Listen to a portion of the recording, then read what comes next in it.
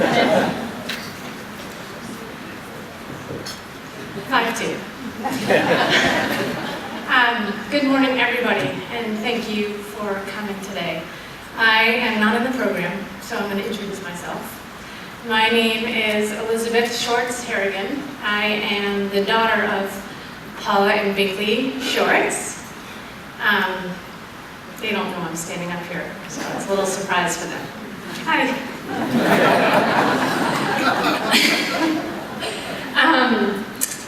I wanted to, first of all, thank ECCF. I am blown away by the powerful people, the inspiring people that are here today. I really feel honored just being here. So, and I also want to say to them, thank you for your steadfast involvement in community, in giving.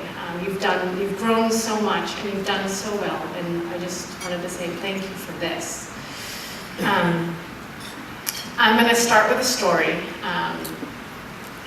and when I think back about my parents and giving, it started so young. So I guess the things that I remember most were the tangible acts of giving that really resonated with me. And it was, my clearest memory comes from 1988. So my sister was, let me check my notes here, you were 15.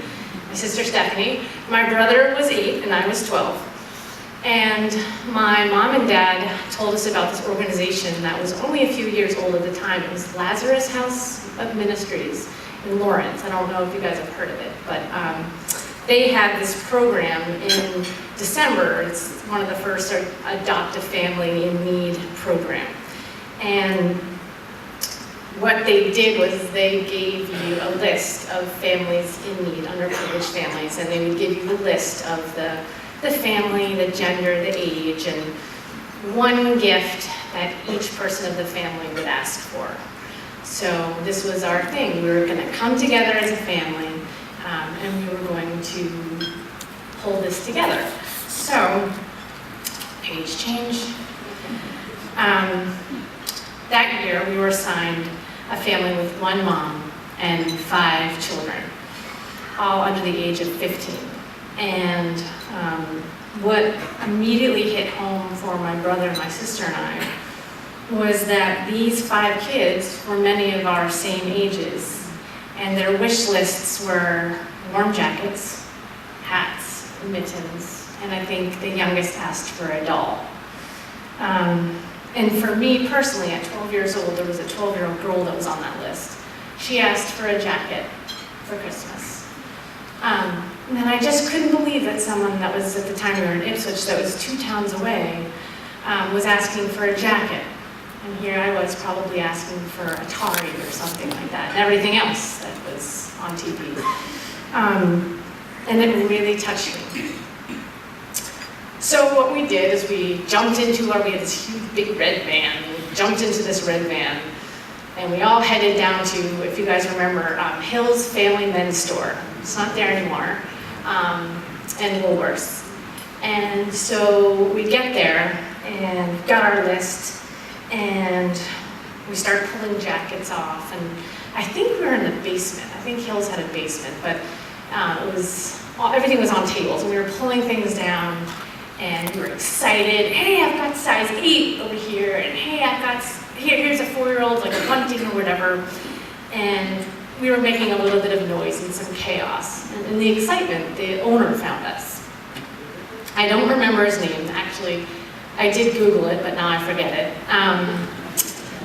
But he came over because he could see all this ruckus going on and the excitement. And we told him what we were doing, and we showed him our list.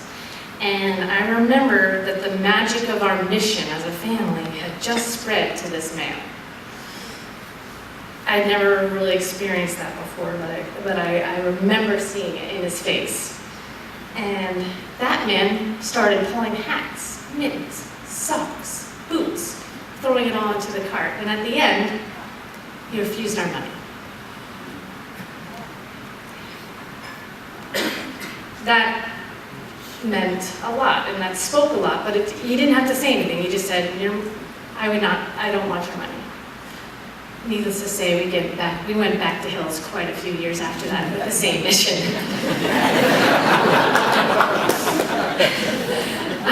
But it was the light in his eyes and the bounce of his step and the true delight that he shared with us that day that will resonate with me forever as a 12-year-old girl, and for my sister and brother as well. So we get home, we wrap everything, we pack up everything, and they want you to put them in big bags, and we jump back into our big Ford van and drove all the way to Lawrence, searching for this very back road sort of way to Lazarus' house, and delivered our first ritual of the gifts. And we did it for many, many, many years after that. It's a long story for this morning, but I want to thank my parents for that aha moment for me, and for the hundreds of other kind and generous moments that they have so beautifully just sprinkled throughout our lives. Because it doesn't take much. And their message has always been to find what gets you and jump in whatever capacity you can.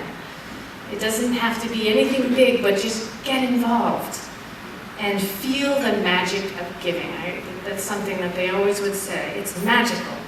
Don't do it for recognition, but do it for making a difference to someone somewhere. I've watched their commitment over the years, going here and there to meetings, and I wanted to just list a few of the things that I can remember in terms of them getting involved in.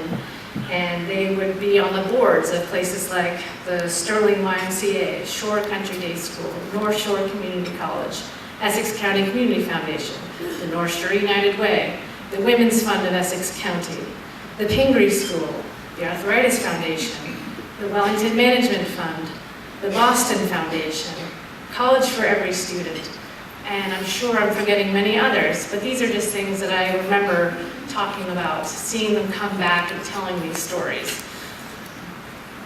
But most of all, I want to thank my sister and my brother, and I want to thank you for inspiring us at such an early age. Your messages are always clear, loud, and proud. You can make a difference at any age, in any capacity.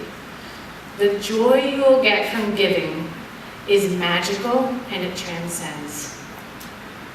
As your children, I can say that your legacy continues, and you will be inspiring the next generations as you already have been, and it always will.